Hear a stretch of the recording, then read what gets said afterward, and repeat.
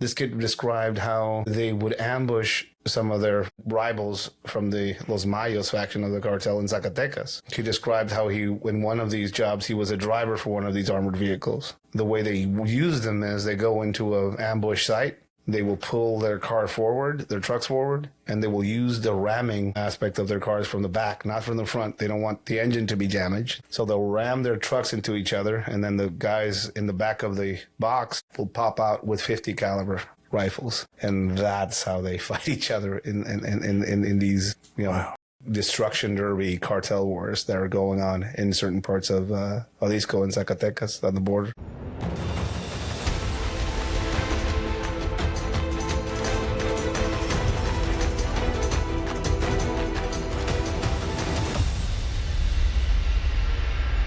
Hey guys, welcome back to the next catch-up edition here of Game of Crimes with Murph in the Morning. Still in Southern California, the conference.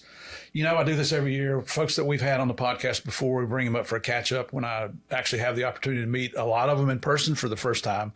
And today's the same thing. We've got Mr. Ed Calderon with us today. Ed was on Game of Crimes episode 119 in October 23. So if you haven't listened to that episode, I would suggest you go back. If you're interested in Mexican drug cartels, in Mexican police, and how things are interacting between the United States and Mexico, even today, that's a great background. I mean, this guy was with the Mexican police. He was with a special unit down there that was just referred to as the unit. And I'm thinking that was because it was so new, they didn't have time to give you a name, but it could be secret. So we don't know. You might find out today. But Ed, brother, it is an honor to finally meet you in person. Your reputation precedes you. The things that you're doing after the murderous life, I mean, the dangerous situations you were in Mexico, things that I've been in situations, but I'm not sure I can comprehend what you were facing down there. So the fact that you're not only gave us an interview to start with, but now you're giving me a follow-up interview. And we just had the opportunity. Ed was this morning's speaker at this conference, and it's set up so that I get to go out with these folks. I don't know, maybe because I'm dumb enough to go out and do it. I don't know. I'm not a professional speaker. You were a great interviewer. Great interviewer. And that's what it was. And it ends up being just a conversation between friends. And that's the way I like to run the podcast. So welcome back to Game of Crimes, and I'll shut up here. No, thank you for having me back. It's always cool and amazing to talk to people that, have this in their background. This is a culture that both of us are in, a weird subculture. It is weird. A subculture where we fought against and did a lot of work against people that were trying to get the better of us in different ways, shapes, and forms. So it's always refreshing to get some questions from that base. So yeah. Thank you. And thank you for that interview you did on stage with me. That was pretty amazing. Well, you saw yourself. We got hundreds and hundreds of professional law enforcement personnel out there, gang investigators. Not a single person was getting up leaving. We didn't hold any breaks. We went for 2 straight hours, and I'm pretty sure you got inundated afterwards. Yeah. There was a mixer last night, and a lot of the people that were in that audience were there. Brilliant young men and women they believe in what they do, which is always amazing to witness and see. And very profound questions about what's going on and some of the information that they are receiving, sometimes from high-level official places, that has turned out to be either misleading, twisted, or false. A lot of the stuff that I try and deliver to people is basically on the ground and recent conversations. Intelligence is a weird thing. It's changing constantly.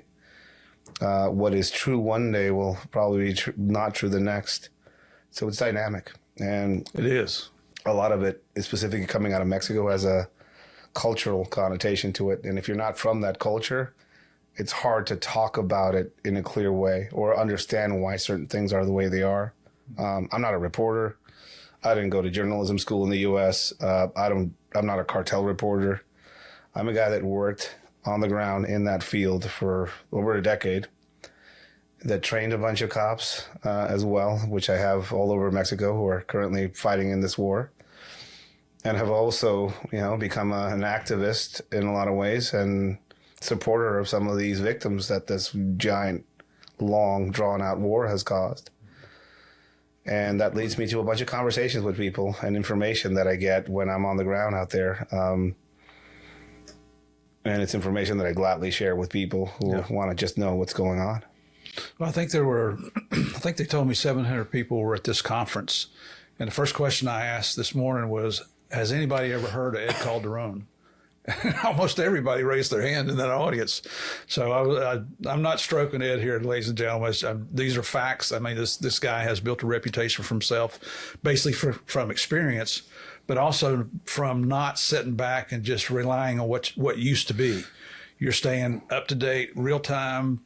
You surprised me this morning. I had not heard, and I've been retired since 13 from DEA, but there is no more Sinaloa Cartel. It's gone. It's completely fractured. There is no single cohesive group of people calling themselves the Sinaloa Cartel anymore. That's a thing of the past. Was there a single act that resulted in this, or? The arrest of El Mayo Zambada was probably instrumental to this happening. El Mayo Zambada was taken across that border on a plane on very mysterious circumstances, and some people say it was a cuatro, or a betrayal of the Chapito's organization, the sons of El Chapo Guzman, who betrayed El Mayo Zambada, leading him into a political meeting. He said that he was there to quell some political differences between two of his friends. And then all of a sudden he found himself zip-tied inside of a twin-engine plane flying across the border. The son of El Chapo Guzman that was involved in this particular caper isn't known for hyperviolence or any sort of high-level stuff like this, so it's peculiar.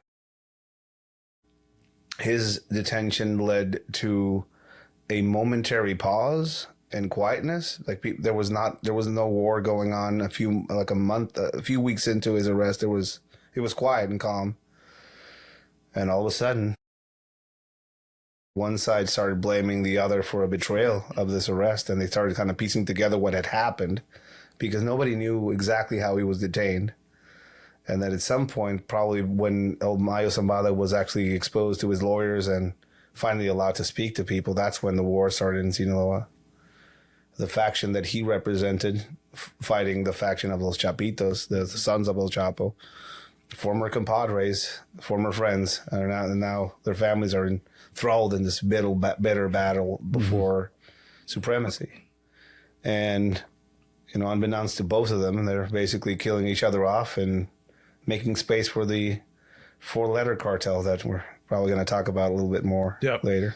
Just one thing you mentioned this morning was that, and you just said it again, it happened under suspicious circumstances. When that first came out in 24 that this had happened, and having Mayo Zambada in custody is huge. I mean, that was always a big target here in the United States for us. Older and bigger than Osama bin Laden, as far as a priority for the U.S. Exactly. But the fact that plane landed at a private airstrip in the middle of the night, and there just happened to be DHS personnel there.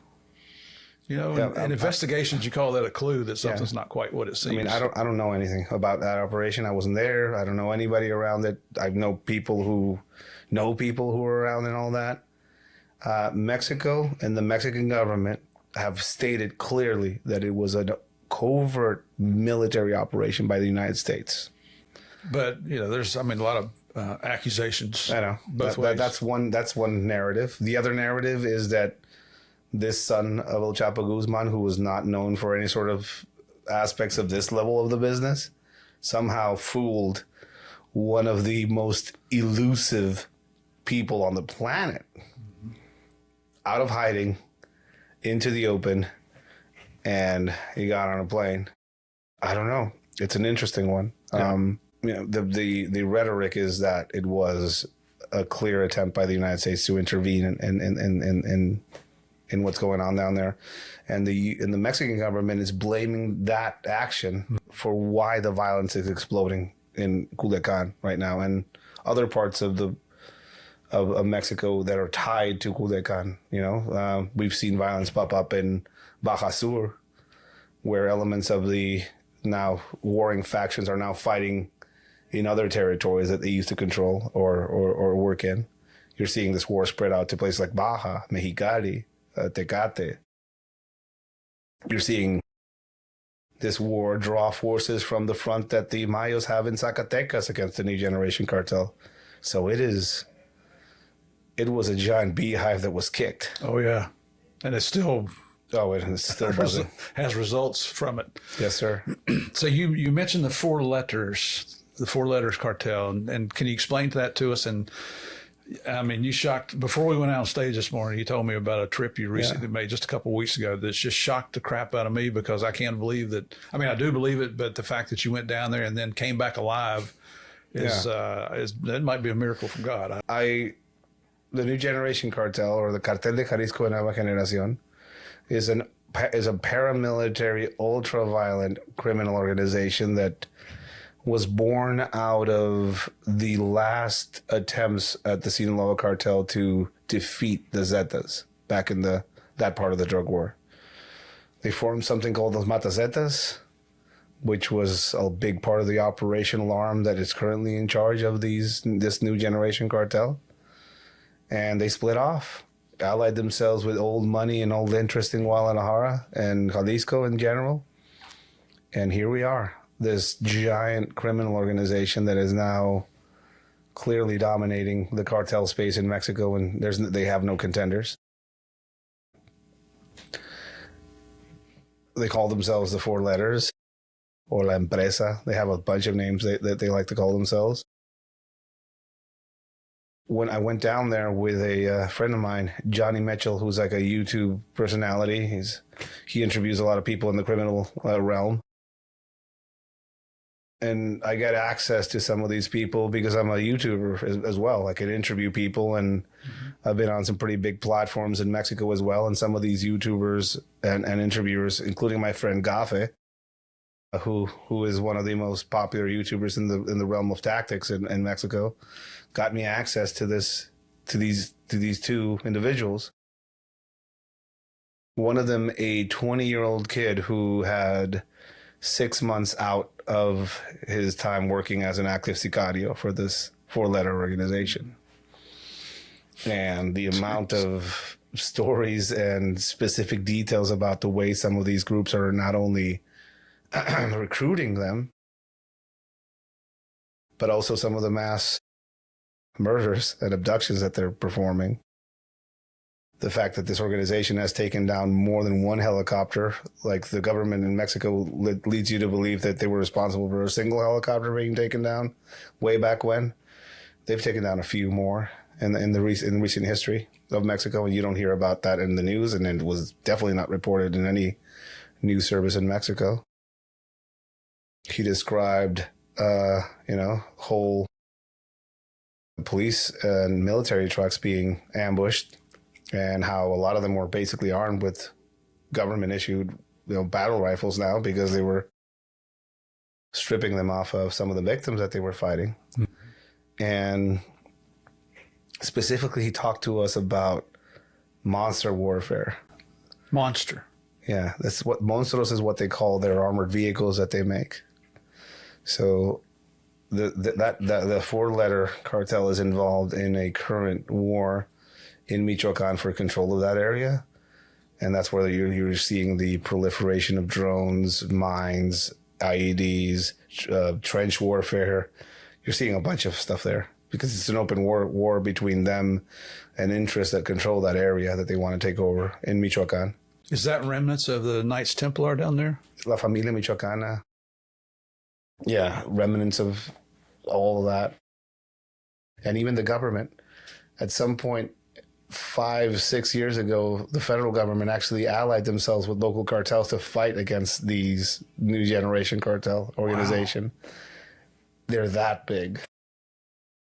This kid described how they would ambush some of their rivals from the Los Mayos faction of the cartel in Zacatecas. He described how in one of these jobs, he was a driver for one of these armored vehicles. The way they use them is they go into an ambush site. They will pull their car forward, their trucks forward, and they will use the ramming aspect of their cars from the back, not from the front. They don't want the engine to be damaged. Mm-hmm. So they'll ram their trucks into each other, and then the guys in the back of the box will pop out with 50 caliber rifles. And that's how they fight each other in these, destruction derby cartel wars that are going on in certain parts of Jalisco and Zacatecas on the border. You see some of the pictures of those armored cars online, and it looks like something out of Mad Max. Yeah, they're manufacturing them like daily. Again, it's armored personnel carriers. Basically, that's how they're being utilized. They don't need to function that well. They just need to function enough so they can get close and shoot each other with these 50 caliber rifles. He described his training and how they kind of formed him. The amount of murders he basically had to achieve to be able to call himself a member of this organization. You got to pay your dues, so to speak. You have to earn your knife, you have to earn your rifle, and you have to earn your gun. And all of these entail murder and mutilation. He also expressed to us something that I didn't really kind of know. A lot of women are showing up to these training camps, wanting to train themselves to be sicarias, like to be hired guns for these organizations. Really? So women are in there too. So it's an equal opportunity thing going on. Is that because it pays well? Or? I think they just want bodies. They know that if they have enough numbers, the government is going to have a hard time trying to fight them. So they're tossing every single body that they can at the problem. Wow. He was describing that they would be bussed into these training camps daily, sometimes 20, sometimes 90. They would last in these training camps for months. Military training. The people that were doing their training were all former members of the military in some way, shape, or form. He described some foreign advisors in the mix. When I say foreign advisors, Americans. Oh, so I was going to ask what nationalities? Americans. Americans, some of them Colombian, some of them Honduran, Caibiles. No Middle Eastern?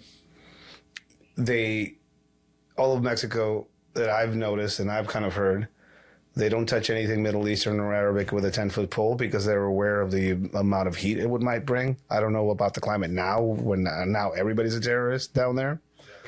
But in the past, they would avoid it, and I think they're still avoiding it. Most of the training, sophistication, and technological advancement has come from ex-military members of the United States Armed Services coming down there and training them and showing them some of the aspects of what's going on. Colombian FARC members moving up into instructor roles and going and being trained as mercenaries, basically, and training some of these guys out there as well. And finally, the IRA, out of all the organizations that you could imagine, the IRA went down to Colombia to train the FARC forces, and some of the same methods that they utilized in the troubles back then are now being utilized against federal forces in northern Mexico, including plastic mines and homemade mortars and stuff like this that were used that now they're being utilized in Mexico. Just where a lot of them are getting their knowledge base. It certainly doesn't sound like things are getting any better down there. One of the, and we talked about this a little bit this morning, the history of the cartels, the competition, where they have reached alliances in the past, a peace accord, if you will, to work together. They've never lasted because the egos get in the way, or there's some misunderstanding, and that personal power or greed thing takes over. So I'm just real curious if you think that now that it looks like they're going to come up with a super cartel, I don't know if that's a correct term to use, but do you think it would last? I mean, I always look for who's the rival or who's, when I would look at Sinaloa, I would see New Generation Cartel as their rival, and I would see Sinaloa as a big dog, which they were. But, I don't see anybody on the horizon against this to compete with them. No, there's nobody there. So that could be a positive thing if you found some sort of way of eliminating them. Mm-hmm. So there's nobody to replace, I guess. Although there's always somebody in the wings waiting to replace. They always are. But yeah, there's nobody that I could see that rivals them right now in their power, influence, and size. They have coast-to-coast influence, border-to-border presence. A few of my friends who are fellow, of this realm, some friends who are analysts.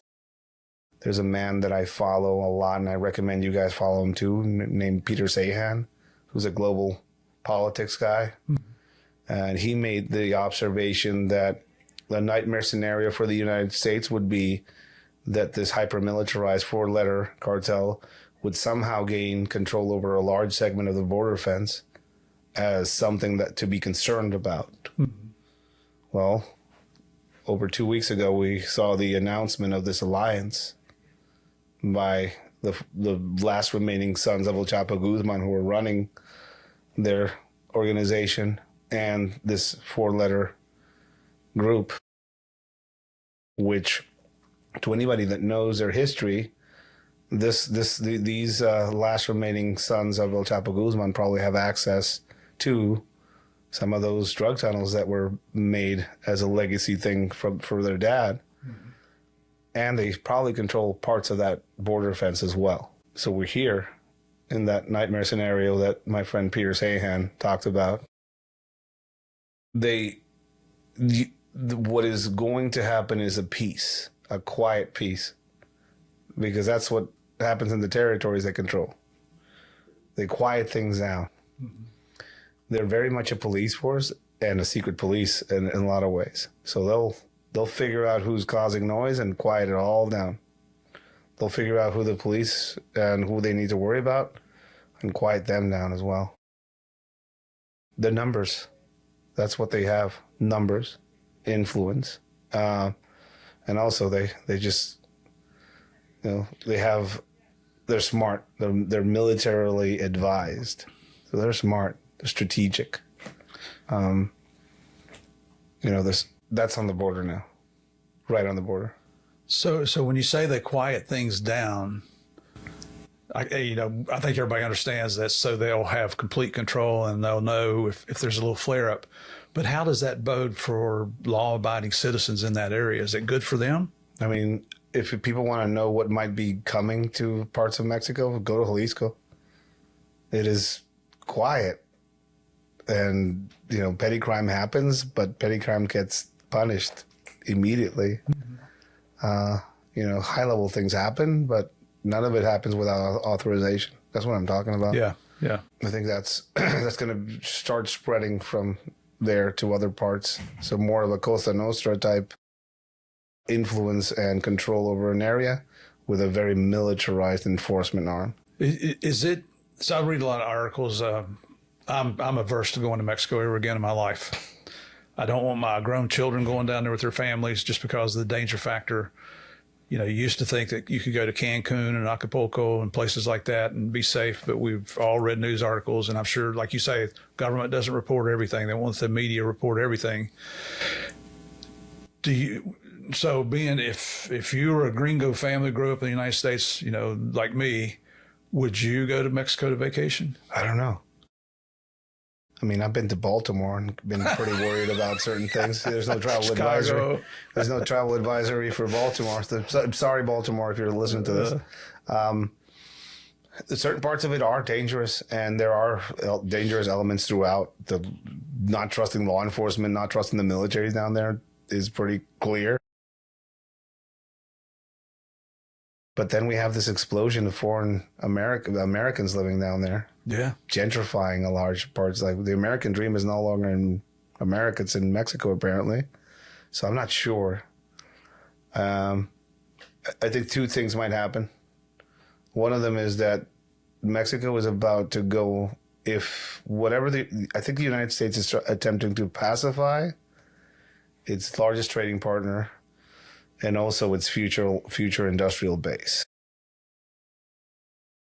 If there's anybody out there investing in land and property, investing in Mexico right now is probably one of the best things you can do. There's a storm coming as far as what's coming, as far as trying to settle what's going on down there. But on the other end of that, there's probably going to be hopefully, and this is my dream, that there will be a Mexico that is going to be very much like Canada, that has its own solvency, that will be seamless maybe with the United States. And we're already seeing that. You know, people might scream about having a closed border and building the border wall, but there's whole giant communities of Americans already living down there and having families and growing. Right. So I understand the fear, and I understand that line, you know. I'd say for now, I'd stay away. Yeah.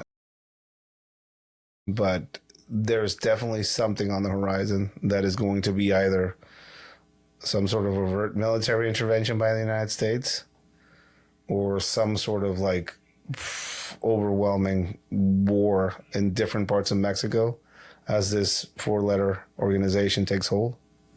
It's scary. Yeah, it is. I imagine people living down there that are around some of this type of stuff. Who do they call? Right. Which is a question we were in a town in Jalisco that has no cops. Well, the cops there are cartel. So, you know, this guy that didn't want to even show up on camera, but talk to us about it. Like, I told him, like, so there's no crime here. And he said, no, there's no crime. Nobody steals anything. It's like everything's like here's.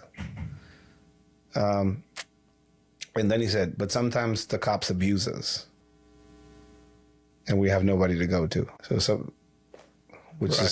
So think about that. These are, you know, who do they go to when the local cartel is being completely unfair? And I was like, hey, right, we're going to take your daughters to this party. Yeah. Who are you going to go to? And being, you know, you're a parent, I'm a parent. It's just, and I'm a grandparent now. It just scares me to death. Yeah. And also, like, on one end, Mexico's in a giant, drawn-out war that it doesn't want to recognize. And this year has led to the biggest, most sweeping changes in the federal firearms laws in Mexico, which makes it even more impossible for anybody to own a gun legally. Mm-hmm. So, yeah, it's pretty bad. Mexico is going through a leftist fever. It's very depressing to hear all that because it has such a direct effect on the United States. But as we also discussed this morning, you know, if the demand would reduce here in the United States, maybe the supply wouldn't be so bad. I would say this.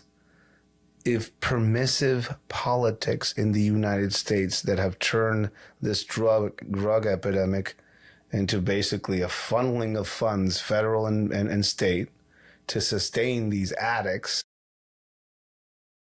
it's a racket. It's a giant racket. Whoever wants this to continue on and continue these programs. I had this surreal experience in Seattle of seeing a federally issued syringe being filled with Sinaloa heroin put into an arm. So yeah, I'd say more so than the United States getting a hold of its drug problem, it stopped being permissive to this drug culture. I think Mexicans view the United States with you're to blame for the bullets, the rifles, and the overwhelming hunger for these substances that are going through this country. That's their issue with the United States. And also for the foreign policy that the United States has had in South America, specifically in Mexico, that has been horrifically damaging to Mexico itself. When the United States closed most of the Caribbean corridor for drugs, where do you think that traffic went? Right up through Central America. And nobody warned anybody in Mexico. I saw a lot of federal agents celebrating the arrest of the extradition of a certain cartel member that was responsible for the death of Kiki Camarena. RCQ. But you go down there and you talk to everybody down there who was around for a lot of that. which we actually visited the house that he was tortured in down there. You ask the street vendors, the fruit guys in front of there, the guy that lived his whole life there. La CIA trabajaba aquí. This is a CIA house. So CIA house? That's how they describe it. Something is wrong and has been wrong with the U.S. foreign policy. And we're living through the consequences of that with this. It's not fully the responsibility of corrupt Mexican government, but it's not fully the responsibility of the U.S. and some of the corruption that it's also expressed. There's both hands are bloody, basically is what I'm saying. And there's responsibility on both sides. And both of our cultures are responsible for a lot of this. Yeah. I agree with that. Most of what you say there, I agree with. I've been promoting for over a year now how permissive we've gotten pretty much across the board here in the United States, where it's okay to do anything, don't hurt somebody's feelings, and then we wonder why we have problems. Yeah. I mean, we have more in common than you would think. I moved to Kentucky when I came out here, and it was a very conservative place. And I felt at home in a lot of ways. Our values are very much aligned in that way. Like Mexicans are all about working, families, having a better life. We like guns too, but we're not allowed to have them. We want to have the personal responsibility to protect ourselves, but we're not allowed to have that as well. And we have politicians that speak for us, and the United States has politicians that speak for them as well. Ask anybody that goes down fishing in Baja and tell them what he thinks about the culture. Mm-hmm. Or ask me. I mean, I've loved most of my new American experience. I've traveled all this country, and I've been treated very well in some places, very horribly in others. And I could see the differences we have as a culture, but I also see that what links us, and what links us is way more powerful. I get division. I get the politics around division. I get how they want to make us all hate each other and all this enemies. The true enemy here are predatory criminal organizations that are consuming, killing, and mass murdering at a industrial level that dwarfs any current modern conflict that I know of. And that's going on down there. And it's also going up here, because we just saw a negotiation for 17 members of a certain family that have done great harm to Mexico. The people that have now cut deals with the U.S. government, probably members of Los Chapitos. One of the special forces operators that was killed in his final arrest, he had family. And I've heard their consternation over the fact that all of this family is about to be benefited by this deal that they just made with the United States. Mm-hmm. So what do you think that does for the morale of Mexicans? Yes. So I know war is complex. Politics are complex, but the U.S. isn't doing itself a service with its Hearts and Minds campaign when it comes to Mexico right now. Right. It's probably at an all-time low. And again, I'm stating this with tears in my eyes and my heart. We're more alike than you would think. Yeah. And there is no future for both of our countries without kind of getting through it together. Right. Something has to be done around that, and the United States and its people need to figure out a way to reach Mexicans. We're sick of this. We've normalized way too much. If Americans want to understand the frustration, man, volunteer. I'll take you down there. We'll go walk with these mothers who are looking for their sons in ditches. Yeah. And are being hampered by the federal government because they're making them look bad. How are you not going to feel for them, We talk about these groups as terrorist organizations, but I still see tequila bottles that are basically funding some of these organizations on the aisles. If you're buying avocados, you're funding some of these organizations. We see a few things on certain popular networks and we are entertained, but some of them are promoting and or supporting financially like some of these organizations that we talk about. So it's a complex issue. I understand there's a lot of moving parts to it, and we're trying to solve these as we go.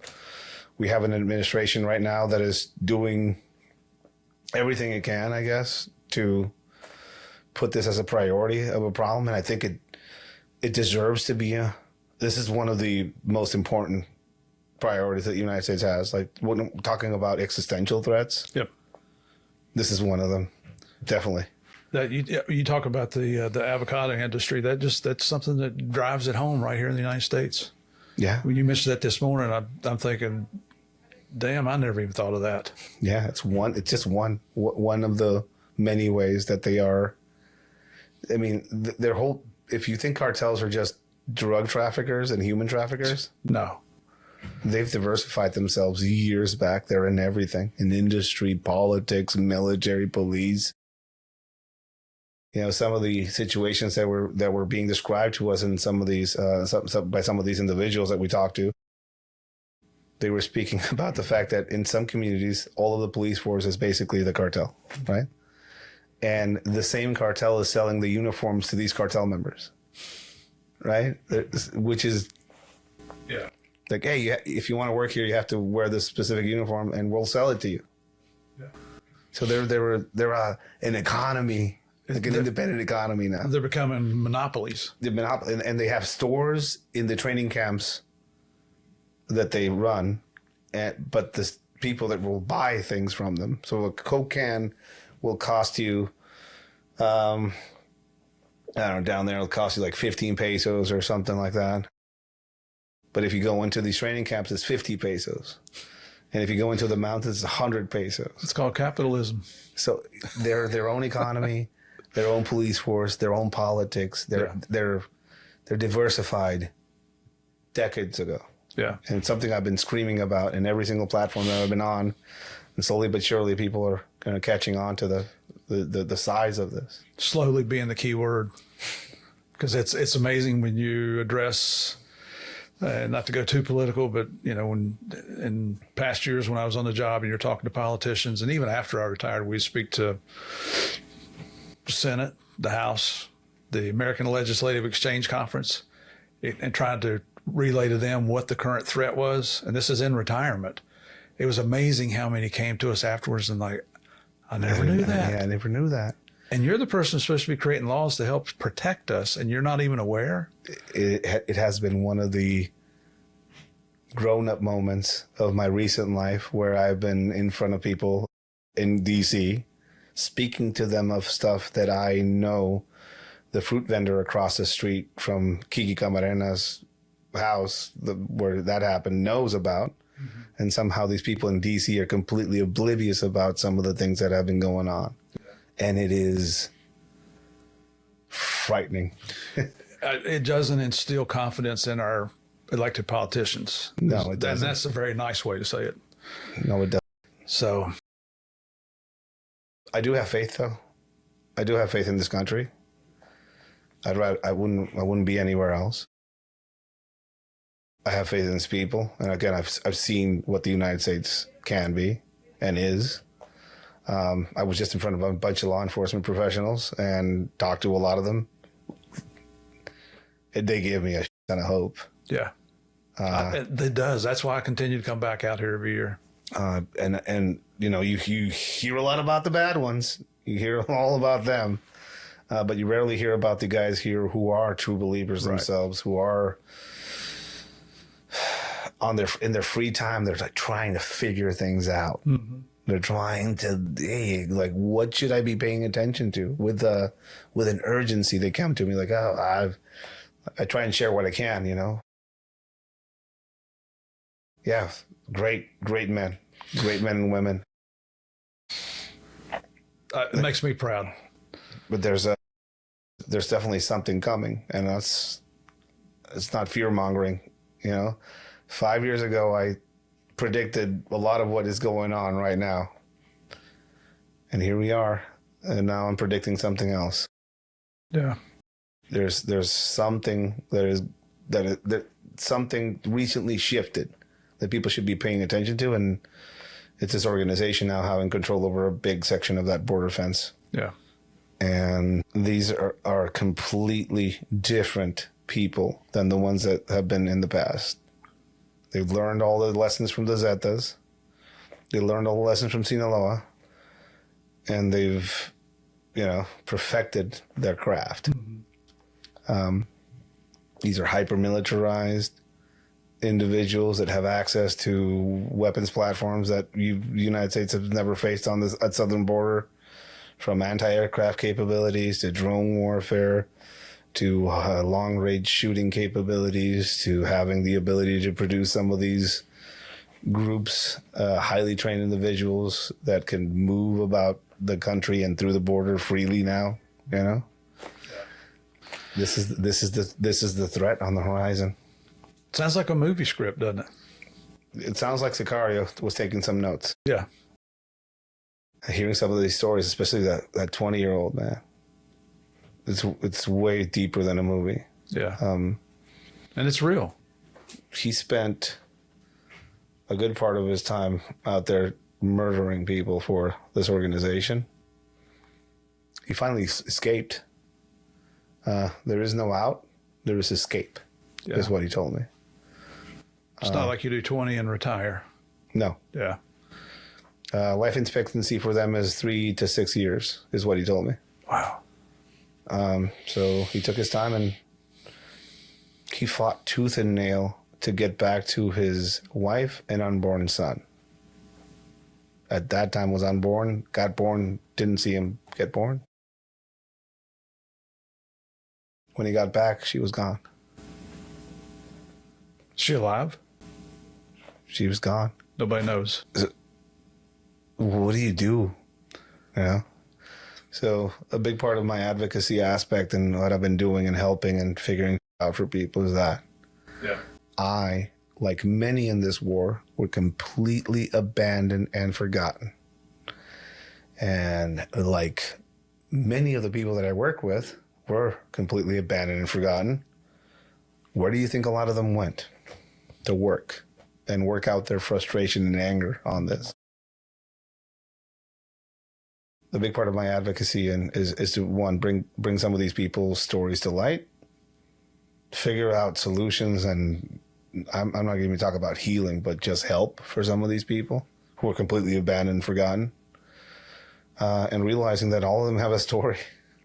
Hearing them out, putting their story out there, and traditional media is dead.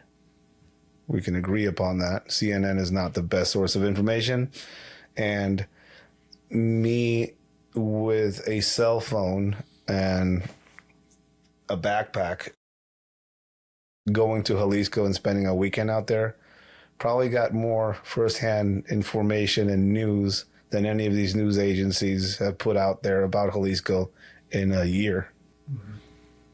Mm-hmm. And I take that with a great piece of responsibility. Again, I'm not a reporter, I'm an advocate. And a big part of my advocacy is information. And that's what I'm trying to do, spread the word. Excellent. It's you got a few other things going too. We mentioned you have a clothing line. Yeah. I came out here and I was trying to figure out my life. I came here with like the cash in my pocket. Yeah. And a 2-year-old in my arm. Jeez. But this is the United States. And if people think that the American dream isn't real, it's still definitely real. I got to work. As soon as I got here, I got to work. Utilizing my skills to train people and just my experiences to make things. I used to go to classes and I would show people how to modify their own clothing to have concealment pockets in case I'm going to go some country that I'm not too sure of and I want to have things to have on like a razor blade or a handcuff key or whatever, something in case whatever horrible thing might happen. And I would show people how to sew in the class and modify their clothing and everything like that. And people were like, I don't want to sew. Can you just sell the t-shirt with those pockets on there? Because we're lazy. Yeah. So that's how I started. One thing led to another, and now we have this clothing brand, Sneak Reaper Industries it's called. It's based on the skeleton that used to be my unit logo. And it's everywhere. I mean, it's been on stage at Madison Square Garden on my friend Randy, who is the singer of a band called Lamb of God, pretty big band. It's been on stage with people like, it's been on stage with a few musicians. John Mayer wears some of our stuff every now and then. Japanese fashion industry likes our stuff. The Ukrainian fighters were wearing our patches because they love the patches from our brand. What's the name of it again? Sneak Reaper Industries. Sneak Reaper Industries. Okay. Named by the fans. I didn't name it. And our stuff is just everywhere. We also sell like all of our clothing line. We sell it without any logos. And a lot of the people that are working in the type of environment that these guys are working with buy it to have insurance policies with them. And a big part of our brand is just urban wear, and we sell to graffiti artists, people of this nature, people that want urban streetwear that has surprises in it, basically, is what we kind of focus on. And sounds very unique. Yeah. It's a whole weird big part of it, of what we do, but that funds our charity, and that funds a lot of the trips that we do. So like everything's connected. Excellent. And it links back to us trying to help out all of these forgotten people. Yep. You got it going, man. It was I mean, having you there today was like almost a movie star in the law enforcement realm coming into the show. You know, and I mean, you saw it last night. You were inundated with questions after your 2-hour talk this morning. You were inundated with questions. I'm dragging you back in here for a catch up on a podcast. And if people want to find out more about you, go to edsmanifesto.com. Yes, sir. www.edsmanifesto.com or Manifesto Radio Podcast on YouTube and Instagram. My Instagram is pretty legendary. It is. You got over 500,000 followers. I looked. Joe Rogan is a big fan of that Instagram account. A bunch of weirdos out there are following. You have no idea the amount of DMs of famous people that I get on that Instagram account. Wow. And politicians as well. Harfouche, the current Secretary of Security in Mexico, follows me on Instagram, which is... But... yeah, it's basically a window into some of the stuff that I'm doing. I'm traveling around constantly, teaching classes, finding out new things about the latest and greatest of what's going on, and I'm trying to put it all in a format of a first-person view type thing. Like, hey, look at this thing that I just found, and I'll just record it and post it up. It's a ride-along, a crazy ride-along with me, basically. Yeah. So hope people enjoy the ride. Yeah, come over and check it out, everybody.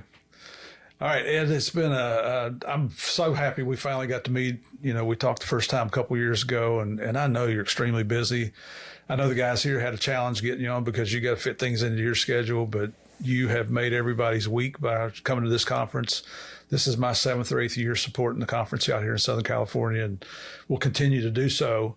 But it's all because of people like you who will take the time.